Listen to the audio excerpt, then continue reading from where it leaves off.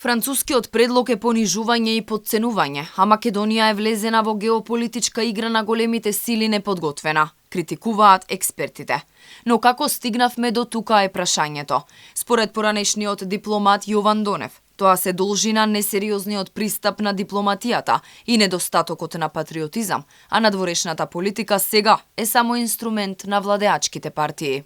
Воопшто не следиме геополитика, не следиме што се случи во светот и какви се реперкусии може да има по мали држави кој што е Македонија.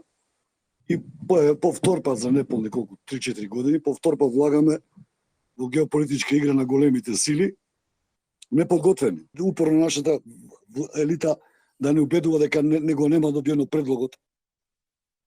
Па што работа ако го нема добиено предлогот? Што Франција туку така? Ако Франција го извадила на маса без да се консултира со нас, па тоа што воопшто нема ни зашто да разговараме понатам. Тоа е потценување. Ние сме мала држава, тоа не значи дека секој може да не потценува. И ние имаме своја гордост. Договорите кои ги подпишавме со соседите, прифаќањето на речиси се што ќе биде побарано од нас, молкот на политичката елита за клучни прашања, придонесоа европските челници да понудат решение за македонско-бугарскиот спор со кое не се согласува речиси никој од експертската фела. Според Донев, ова се сериозни причини за итни реформи во македонската дипломатија. Во бурата критики за погрешните политики и попустливоста на власта, експертската јавност не ја поштедува ниту Европската унија.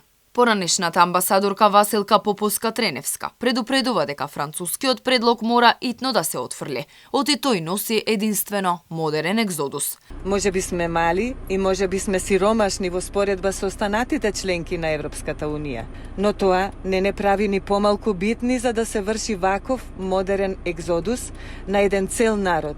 Каква европска вредност прикажуваат европјаните? За жал се наоѓаме во крајно непријатна ситуација и политички предизвик што може да има несогледливи и долгорочни последици, доколку Европскиот совет ги вклучи бугарските барања. Односот што го завзема Европската унија кон Македонија не ги почитува сопствените принципи и критериуми што самата Европска унија ги утврдила. Експертската јавност е одамна гласна во критиките за начинот на кој власта го води диалогот со Бугарија. Попусти беа укажувањата дека преговорите со источниот сосед треба да се прекинат, бидејќи нивните барања веќе неколку пати до сега ја преминаа рамката, а предлозите кои ги нудат европските челници како наводно решение само ќе го поткопаат македонскиот идентитет, доколку истите бидат прифатени.